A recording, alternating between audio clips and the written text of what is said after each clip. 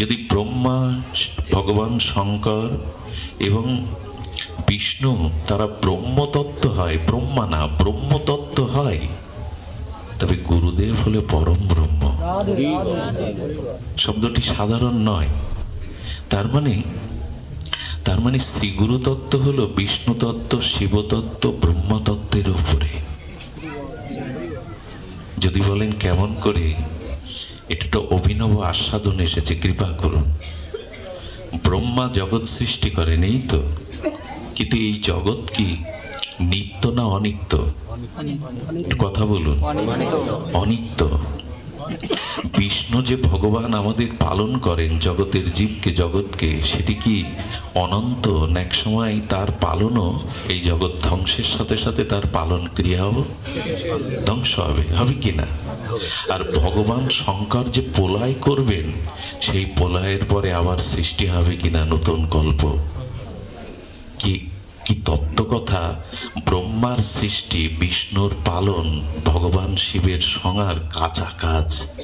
কিন্তু গুরুদেব যে অপরোক্ষ ভগবত জ্ঞান দিয়ে আমাকে এই সৃষ্টি স্থিতি প্রলয়ের উদ্দেশ্য স্বরূপ স্মৃতিতে স্বরূপ ধামে ফিরিয়ে দেন, যার কখনো সৃষ্টি হবে না, প্রলয় হবে না, লয় হবে না, সেই পরম ধামে গুরুদেবই পাঠাতে পারেন। এই জন্য গুরু করুণাটা কাঁচা নয়।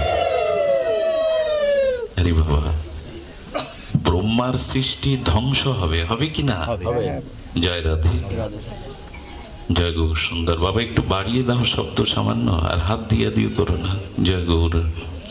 বলছেন ব্রহ্মার সৃষ্টিও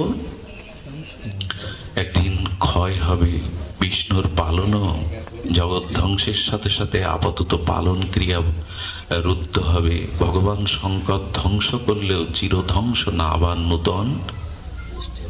আবার নূতন কল্পে সৃষ্টি হবে। কিন্তু গুরুদেব যার প্রতি কৃপা করে প্রেম ভক্তি দেবেন, তার আর জন্ম মৃত্যু আসা যাওয়া লয় ক্ষয় থাকবে না। এই জন্য গুরুদেব হলো পরম ব্রহ্ম। বলুন তো কি তত্ত্ব গুরুদেব? গুরু পরম ব্রহ্ম। কারণ গুরুদেব যেটা দেন সেটা অনন্ত, স্থায়ী, সনাতন। ব্রহ্মার সৃষ্টি সনাতন নয়, কিন্তু শ্রী গুরুদেবের যে কৃপা করুণা সেটি অনন্ত, অসীম।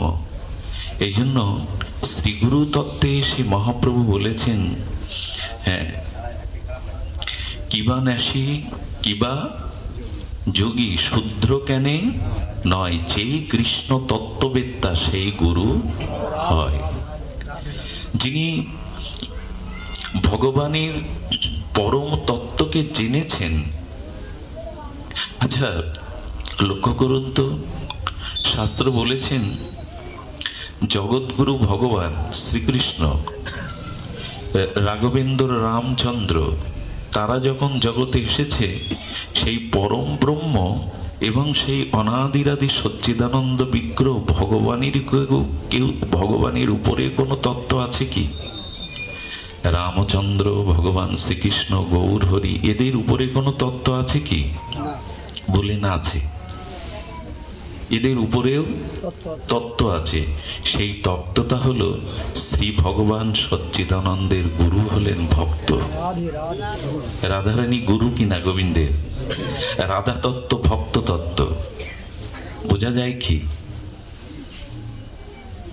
রাধা তত্ত্ব, ভক্ত তত্ত্ব। গোবিন্দ বলছেন আমি জগৎগুরু হতে পারি, রাঘবেন্দ্র, রামচন্দ্র বললেন আমি পূর্ণ ব্রহ্ম হতে পারি, কিন্তু আমারও গুরু আছে, সেই গুরু হলো ভক্ত। ভগবানের গুরুকে ভক্ত, এবং শ্রী গুরুদেব হলেন এই ভক্ত স্বরূপ। গুরুদেবকে উনি বলেন কি আমার পায়ে তুলসী দাও, গঙ্গা জল দাও, আমি ভগবান? গুরু কি মুখে এটা বলবেন? বললে তিনি প্রকৃত গুরু নন। গুরু জানবে হ্যাঁ আমি ভগবানের প্রিয় দাস, কিন্তু শিষ্য ভাববে আমার গুরু স্বয়ং চৈতন্য, অভিন্ন মহিমায় চৈতন্য। এই জন্য ভক্ত তত্ত্ব, গুরু তত্ত্ব ভগবত তত্ত্বের উপরে, ভগবান তত্ত্বেরও উপরে। এই জন্য গুরুতত্ত্বকে বন্দে মই সাবধান, এই জায়গাটা আজ আমাদের সাবধান নেই। গুরুদেবকে নিয়ে সেলফি তুলি, গুরুদেবের ঘাড়ে হাত দিয়ে সেলফি তোলার জায়গা। যদিও গুরুদেব সরল হন, গুরুতত্ত্বকে হালকা করবেন না। গুরুতত্ত্বকে হালকা করলেই কিন্তু আমরা প্রবেশ করতে পারবো না। সাবধান মতে একবারও আমাদের শাস্ত্রে এই এক জায়গায় ঠাকুর মশাই এরকম বড় সাবধান বাণী উচ্চারণ করলেন, সাবধান হও, গুরুতত্ত্বকে, গুরু মহিমাকে শিথিল করে দেখো না। এই জন্য মনে পড়ে শ্রীবাস ঠাকুর যখন মহাপ্রভুর হারা হয়েছিলেন, মানে নবদ্বীপ চন্দ্র নবদ্বীপ থেকে যখন সন্ন্যাস নিয়ে লীলাচলের পথে 6 বছর ভারত পরিভ্রমণের পথে বেরোলেন, তখন একটা উক্তি করেছিলেন ভক্ত তত্ত্ব শ্রীবাস, ভক্ত শক্তি তত্ত্ব শ্রীবাস। কি উক্তি করেছিলেন? বলেন, শ্রীহট্ট থেকে সিলেটেতে এসেছিলাম এই পূর্ণ গঙ্গা তীরে নবদ্বীপে বিদ্যাজন পরিবেষ্টিত, কারণ আমার ইষ্ট দেবতা, আমার প্রাণের দেবতা, আমার প্রাণের ঠাকুর নবদ্বীপে আসবে বলে শ্রীহট্ট ছেড়ে আমি এসেছিলাম নবদ্বীপে।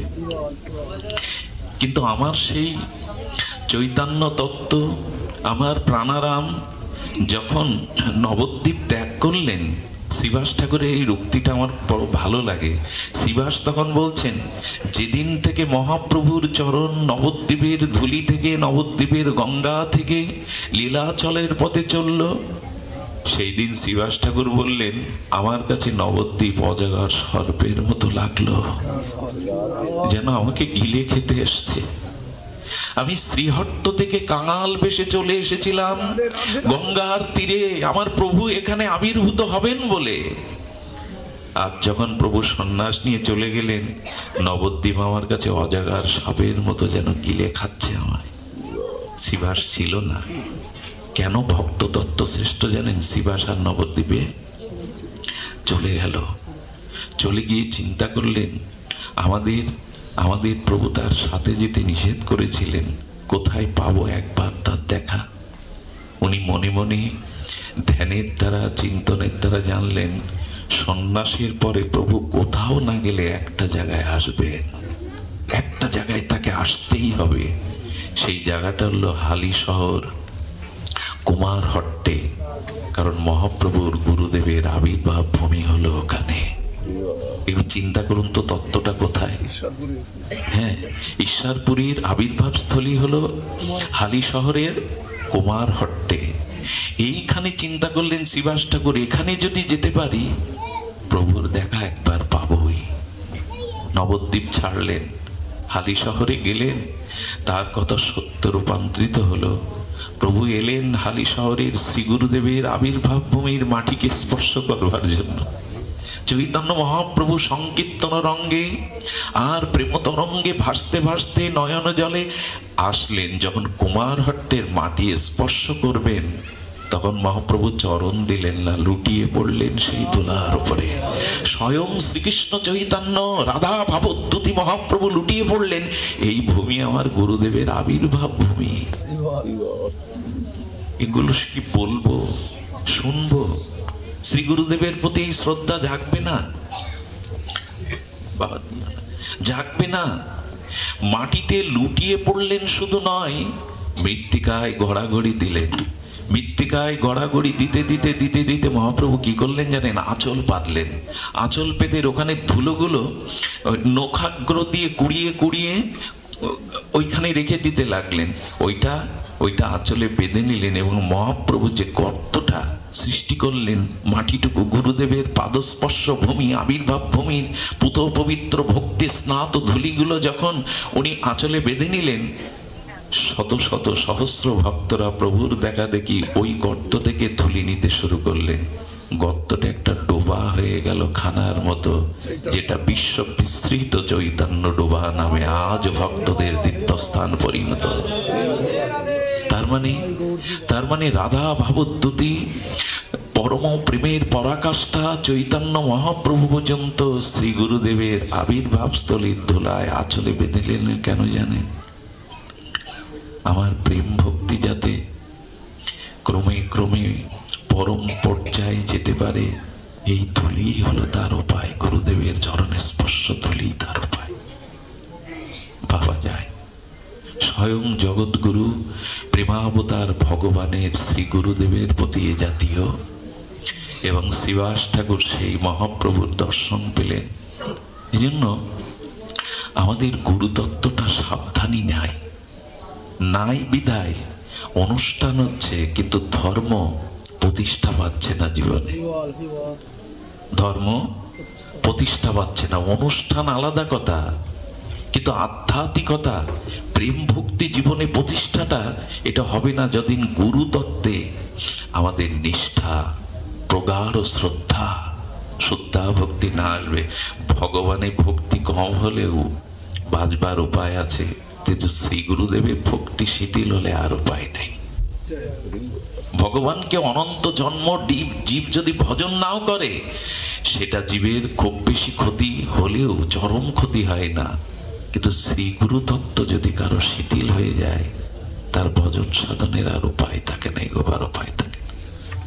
একজন প্রশ্ন করেছিল, আচ্ছা গুরুদেবকে, সাধু বৈষ্ণবকে মহাদেব চরণে কেন পূজা করা হয়, চরণ কেন অভিনন্দিত করা হয়, চরণ কেন প্রক্ষালন করা হয়? আচ্ছা একটা দেহের অংশের মধ্যে তো মুখটা শ্রেষ্ঠ, তার উপরে শিরটা শ্রেষ্ঠ, মস্তক শ্রেষ্ঠ। শ্রেষ্ঠ জায়গায় না দিয়ে নিচে চরণে কেন আমরা প্রণাম জানাই, অর্ঘ্য প্রদান করি কেন? প্রশ্ন আসতে পারে তো, চরণে কেন পূজা বলি, অভিনন্দন বলি, অভিসিঞ্চিত শ্রদ্ধার্ঘ্য বলি, চরণে কেন? শাস্ত্র বলেছেন, ওই যে শ্রী গুরু চরণ পদ্ম বলেছেন কিনা, চরণ দেখাচ্ছেন কেন? শ্রী গুরুদেবের মস্তক, বদন, বক্ষ এ না বলে চরণ কমলটার কথা কেন স্মরণ করে দিচ্ছেন ঠাকুর? শ্রী গুরু চরণ পদ্ম কেন এটা স্মরণ করছেন? স্মরণ করছেন কেন জানেন? মানুষের দেহটা মানুষ সেই পূজা পায়, জগতে সেই শ্রেষ্ঠত্বের আসনে পূজনীয়তা হয় যার প্রগতি আছে। প্রগতি মানে যিনি নিজে প্রেম ভক্তির পথে এগিয়েছেন আর অন্যদেরকেও পিছু পিছু প্রেম ভক্তির পথে এগিয়ে নিয়ে যায়, একে বলে প্রগতি, ভক্তির প্রগতি। এই ভক্তির প্রগতি যারা আছে, সেখানে বললেন যে দেখুন দেহটা এগিয়ে নিয়ে যায় চরণ। দেহটাকে এগিয়ে নিয়ে যায়। আপনি এখানে হেঁটে এসেছেন তো, কিছু দূর লেবেছেন গাড়িতে, কিন্তু হেঁটেই তো আসতে হয়েছে। দেহটা এগিয়ে নিয়ে যায় চরণ, আর প্রেম ভক্তির পথে এগিয়ে নিয়ে যায় শ্রী গুরুদেবের আচরণ। শ্রী গুরুদেবের আচরণই প্রেম ভক্তের পথে এগিয়ে নিয়ে যায়। এই চরণই মানুষকে যেমন জাগতিক পথে এগিয়ে নিয়ে যায়, তেমন শ্রী গুরু চরণই আমাদের ভগবান রাজ্যে, প্রেম রাজ্যে এগিয়ে নিয়ে যায়। এই জন্য গুরু চরণ, শ্রী গুরু চরণ পদ্ম। মনে পড়ছে প্রয়াত ভাগবত আচার্য, যিনি ভাগবত বীজ অঙ্কুরিত করে ফুল ফল ফলিয়ে আমাদের মতো তৃষ্ণাত্মকে, ক্ষুধাত্মকে দাঁড়িয়েছিলেন, সেই প্রাতঃস্মরণীয় শ্রী নির্মল দাদাজি মহারাজ। উনি বলতেন শ্রী গুরু চরণ পদ্ম। শ্রী গুরু চরণ পদ্ম কেন বলছেন না? পদ্মের যেমন অষ্টদল পাপড়ি, তেমন শ্রী গুরুদেবের চরণ আশ্রয় করার সাথে সাথে ভক্তির পদ্মটা বিকশিত হয়ে যায়, ওর মধ্যে প্রেম মধু সঞ্চরিত হয়। আর তখনই জীবের ভবতৃষ্ণা, এই ভবরোগ ক্ষয় হয়। হ্যাঁ, গুরুদেব হলো ভবরোগের মহা ঔষধি। আর কোনো ঔষধ নাই, আর কোনো ঔষধ নাই। এই জন্য শ্রী গুরু তত্ত্ব যেন আমাদের জীবনে সুদৃঢ় হয়, শিথিল না হয়। গুরুদেব কি দেখিয়ে দেন? দেখুন, আশ্রয় করিয়া ভজে। এই আশ্রয় করিয়া ভজের একটা শব্দ ছিল, গুরু মহারাজ আস্বাদন দিয়েছেন। আপনাদের একটু বলি, অনেকের এরকম প্রশ্ন জাগে, গুরু তত্ত্ব যদি সর্বোত্তম হয়, এবং আর একটা কথা মনে পড়লো, ভগবান ভক্তিও সুরক্ষিত হবে না যদি শ্রী গুরুদেবের আদেশ লঙ্ঘন করেন। আমি আমার ভাগবত জীবনে এরকম বড় তত্ত্ব পাইনি। কি বললাম কথাটি? স্বয়ং ভক্তি, স্বয়ং ভগবান আপনি সুরক্ষা পাবেন না যদি গুরু আজ্ঞা আপনার জীবনে লঙ্ঘন হয়। বলে এত বড় কথা বলছো, ছোট মুখে অনেক বড় কথা বলে ফেললাম। বললো না, কথাটি আমার না, রামচরিত মানুষে আমাদের তুলসীদাস গোস্বামী তিনি একটা দৃষ্টান্ত দিয়েছেন। দেখুন, আমাদের গুরু তত্ত্ব হলো সংকর্ষণ তত্ত্ব। কি তত্ত্ব? বলরাম নিতাই। তো নিতাই হলো সমষ্টি। খুব ধ্যান দিয়ে শুনতে হবে, আজকের অনুষ্ঠানে একটি সার সিদ্ধান্ত। নিত্যানন্দ প্রভুকে সংকর্ষণের অংশী। এই তো সংকর্ষণ মানে শেষ, শেষ যাকে আমরা বলি অনন্ত, এই শেষ অংশী বলরাম আর লক্ষণ। এই তো, আর বলরাম হলেন, নিতাই হলেন আমাদের সমষ্টি গুরু। নিতাই চাঁদ হলেন সমষ্টি গুরু। আমার গুরু বেষ্টি গুরু, আর সমষ্টি গুরু নিতাই চাঁদ। তো সেই নিত্যানন্দ, শ্রী লক্ষণ আর বলরাম তত্ত্বের মূল অংশী হলো সংকর্ষণ। সেই সংকর্ষণ ইনি হলেন গুরু তত্ত্ব। খুব ধ্যান দিয়ে কথাটি শুনতে হবে। এই সংকর্ষণ তো এই জন্য মহাপ্রভু বলেছেন, নিতাই আশ্রয় না করলে, নিতাই না বললে আমাকে কেউ পাবে না। যে নিতাই মানে না সে আমাকে মানে না, যে নিতাই বলবে সে আমায় পাবে। এখানেই মহাপ্রভু গুরু তত্ত্বকে বৃহৎ করেছেন, সমষ্টি গুরু নিত্যানন্দ। তো সংকর্ষণ গুরু তত্ত্ব রূপে লক্ষণ এসেছিলেন। লক্ষণ যদিও প্রভুর সেবক ছিলেন, গুরুদেব তো গৌর গোবিন্দের সেবক, তাই না? লক্ষণ সংকর্ষণ তত্ত্ব এসে যখন বনবাসে গেলেন, খুব ধ্যান দিতে হবে কথাটি, মর্মান্তিক কথা। এটা শোনার পরে মাথা ঘুরে গিয়েছিল আমার, যে ভগবান এবং ভক্তিও রক্ষা পাবে না যদি শ্রী গুরু আজ্ঞা লঙ্ঘন হয়। তার দৃষ্টান্ত হলো এই সংকর্ষণ শেষ গুরুতত্ত্ব মহিমা লক্ষণ হয়ে যখন রঘুপতি রামচন্দ্র সীতার সাথে বনবাসে এলেন, যেদিন মারি স্বর্ণ হরিণ হয়ে সামনে এলেন এবং বারবার জানকী দেবী বললেন প্রভু সোনার হরিণ চাই। প্রভু যখন ধনুক বাণ নিয়ে উঠে যাবেন, তখন লক্ষণ বলছে, দাঁড়ান প্রভু, আপনি নিজেও জানেন ও মারিস, আপনি নিজেও জানেন সোনার হরিণ ধরা যায় না। আমি আপনাকে অনুরোধ করছি সোনার হরিণের পেছনে যাবেন না। এখানে সংকর্ষণ লক্ষণ জীবনে কখনো কোনো আদেশ দেননি সীতাকে, আর রামকে জীবনের এই প্রথম একটা আদেশ দিলেন। ইতিপূর্বে কোনোদিন লক্ষণ আদেশ পালন করেছেন, কিন্তু ভক্তি দেবী সীতাকে এবং ঠাকুরকে কখনো আদেশ, সেবক আদেশ দেয় না, আদেশ পালন করে। লক্ষণ ঠাকুর গুরু তত্ত্বে, সংকর্ষণ তত্ত্বেই প্রথম বললেন, প্রভু আপনি যাবেন না। ওটা মারিচ সোনার হরিণ হয়ে ভাঙতে এসেছে। এই দিন রামচন্দ্র বললেন, সীতা বারবার বলছে আমি জানার পরে উপায় নেই আজ তোমার কথা রাখতে। সোনার হরিণ ধরতে পেরেছিলে তো রামচন্দ্র? এখানে সংকর্ষণ গুরু তত্ত্বের কথা প্রভু যখন ত্যাগ করে মারিচের পিছনে গেলেন, অনাথ ডেকে আনলেন এবং সীতামাকেও বললেন গণ্ডির বাইরে না যেতে। ভক্তি দেবীও গুরু তত্ত্ব লঙ্ঘন করায় এতটা বছর তিনি নির্বাসনে গেলেন।